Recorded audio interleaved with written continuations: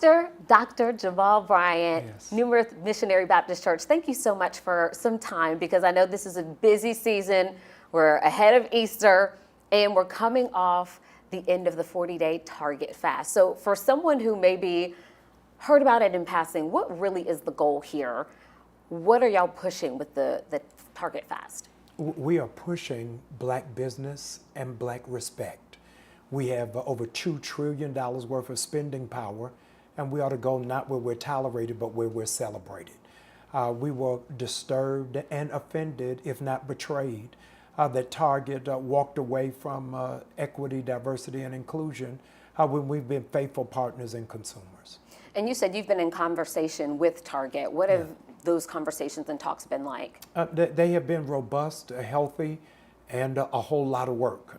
We're still in the final rounds of trying to find a resolve and common ground, but I feel expectant and hopeful that we'll be able to reach it. So what made you think about a fast from Target? You know, we've heard about boycotts, especially in the Black community before, but for something of this scale, we saw it not just here in your church community, but people were talking about this all over the country. I know y'all had close to, if not more than 200,000 people sign up to participate. Yes. What were y'all hoping for and expecting out of this? We were hoping for 100,000.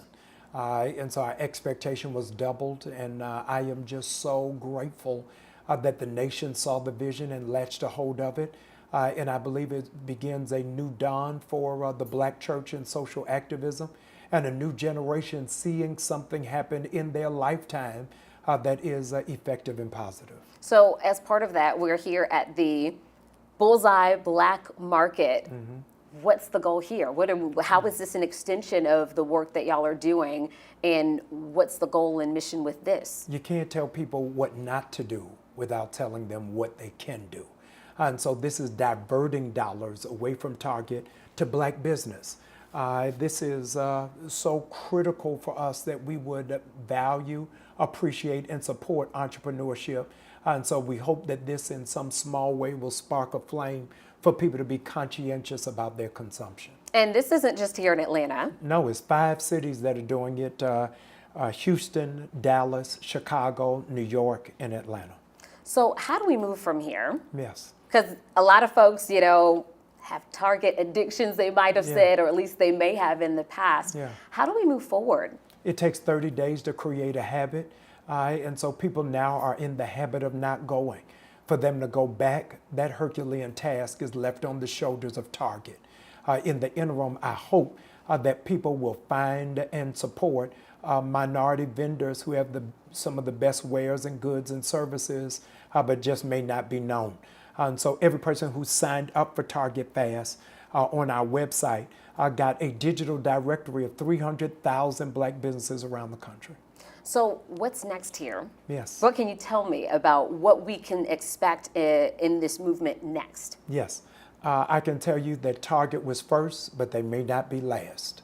I can tell you that 40 days was a benchmark. It wasn't a finish line. And so Sunday we'll be clearing our throat to figure out what direction and how long the next interval will be. When we think about efforts like this, it kind of harkens us back to civil rights, Montgomery bus boycott, and so many other efforts like that. Why this and why now?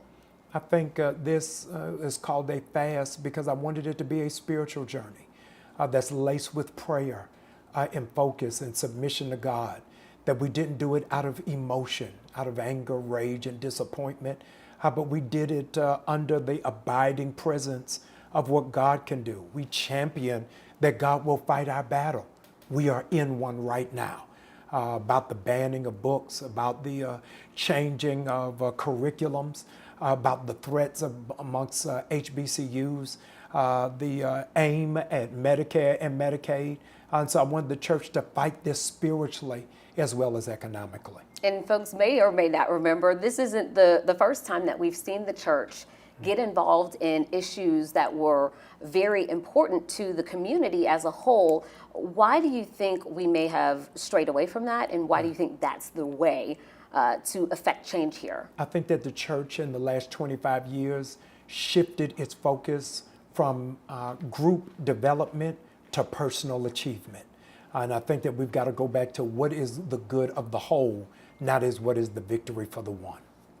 I think that's important because a lot of Yes. folks, you hear people saying, I'm not a Christian, I'm religious, Yes. or different things like that. Yeah. And so, do you think that that's something that kind of maybe speaks to what people feel about religion? This is the largest demographic of black people in our history in America who don't go to church. We're up to 24 to 26%. So I'm hoping that this gives an opportunity for people to look at church differently, give it another chance and another opportunity, and what better weekend than Easter? All right, so I want to shift gears a little bit and talk to you about an incident that happened earlier this year. We saw it online. There were a group of African Americans at the White House, Yeah. and they had your face. Yeah. They were moving it around, and this all came after some of the talks and discussions with things like the Target fast. Yeah. What was your reaction to seeing that happen, and what do you think about the situation? I was in shock that of all of the people that they would put my face on signs in the White House, not Jasmine Crockett, not Raphael Warnock, not Hakeem Jeffries, but whenever it is that you make an economic impact, you will disrupt and disturb the establishment. So it meant that we were really onto something and they wanted neutralized. So when we think about some of the things that we are experiencing and observing, not just here in Georgia, not just DeKalb County, but across the country, you talked about Medicare and Medicaid, DEI, book banning, school curriculums.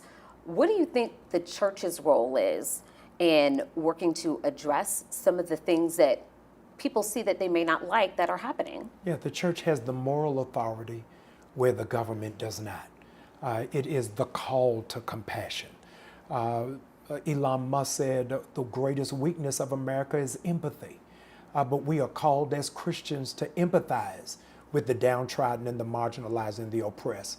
And I think that that's where the church steps in and fills that gap. So how do we kind of find the balance there between one church that says we need this empathy and another church that says this is not the way? Yeah, I think that's the reality of church in America. It's always been two. There's been one church that fought for integration. There was another church that fought for segregation. And so the Bible says there's nothing new under the sun. We're just seeing a different iteration of it. Okay, so I kind of want to stick with the online stuff. Okay. Because you go viral quite frequently. Yes. In fact, one of my favorite videos Yes. is Young Sacred Yes. and the music going on in there. What is your reaction to that happening? I know you're not a stranger to being out in the public Yeah. and being in the forefront, but what do you think about social media taking to things that are going on in the church and Yeah. that you're doing so much? I know you've got a podcast going on. Yeah. What is your take on all of that? The reality is social media is no longer an elective, it's the core curriculum. It is a part of the culture of our lives. Our church streams on social media. We have prayer on social media, the Bible study on social media. So you have to take the good and the bad, eat the meat and spit out the bones, and know that everything that you say or do is Googleable. And so you have to be held accountable for it. All right, so what is your message this Easter? We're Yeah. coming off this Target fast, Yes. and we're approaching this holy time in the Christian faith. What do you think the world needs to hear right now? Is that a bull, when it is in the arena in Spain, does not go after a red flag because it's colorblind. It only attacks the movement. And so what you're seeing in America is not about color, it's about a movement. So you're seeing people protest about Tesla. You're seeing people protest about the false imprisonment of students from Columbia University, the refusal to bring back the young man who is in prison.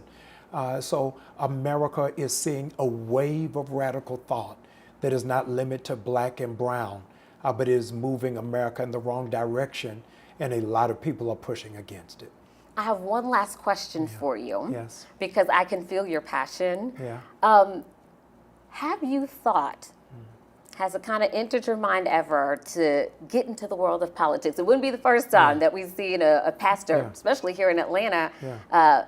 throw their hat in the ring. Has that ever crossed your mind? Is that something that you could see in the future for I yourself? think that's what I'm doing. It's called social justice. or liberation theology. You don't need a title to do it. You need a call, and I feel like I'm walking in my call. Do you think you're ever going to run for a particular office outside of the efforts that you're already doing? I'm running for my life. My wife will only let me run to the store and be back in 30 minutes. Outside of that, I don't see anything. But I'm grateful to Pastor Newbirth, and that's more than enough on my plate.